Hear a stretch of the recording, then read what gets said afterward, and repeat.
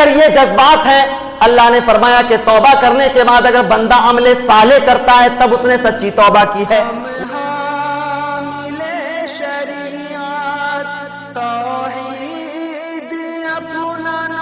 توبہ صرف اپنی زبان سے بولنے کا نام نہیں ہے کہ اللہ ہم تجھ سے سب تمام گناہوں سے توبہ کرتے ہیں، اب صحیح راستے پہ چلیں گے۔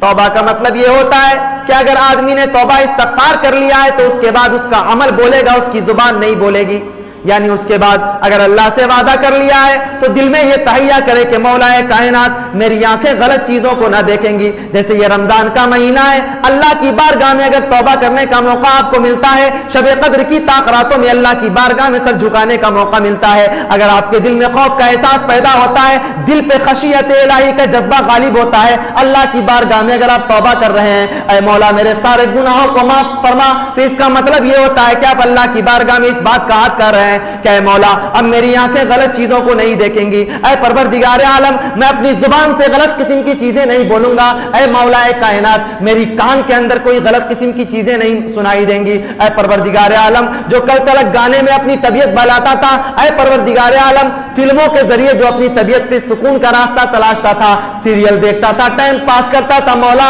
اب تیری بارگاہ میں جب میں نے توبہ کر لیا ہے تو مجھ سے اب کوئی غلطی نہ ہوگی، اے پروردگار عالم میرے پیر جو کل تک غلط راستوں پہ چل کے جاتے تھے اب میں اس پیر کی حفاظت کروں گا، اے مولا کائنات یہ تو باہر کی چیز ہے لیکن دل کے اندر بھی جو وسوسہ پیدا ہوتا تھا، اے مولا کائنات رات کی تاریکی میں جو طبیعت کے اندر گندگی پیدا ہوتی تھی، جب مجھے شیطان بہکاتا تھا، غلط قسم کے خیال پیدا ہوتے تھے، اے مولا کائنات جب یہ خیال پیدا ہوں گے تو یہ سوچوں گا کہ یہ شیطانی وسوسہ ہے، اور یہ سوچ کر کے اعوذ باللہ من الشیطان الرجیم پڑھ کر کے اس شیطان سے چھٹکارا حاصل کر لوں گا۔ اگر یہ جذبات ہیں، اللہ نے فرمایا کہ توبہ کرنے کے بعد اگر بندہ عمل صالح کرتا ہے تب اس نے سچی توبہ کی ہے، ورنہ اگر صرف لوگوں کے سامنے یوں ہی اگر رول پلے کر رہا ہے، جھوٹ پھوس کی مکاری کر کے اپنا راستہ بنانے کے لیے اگر آنسو بہا رہا ہے تو وہ سچی توبہ نہیں ہے۔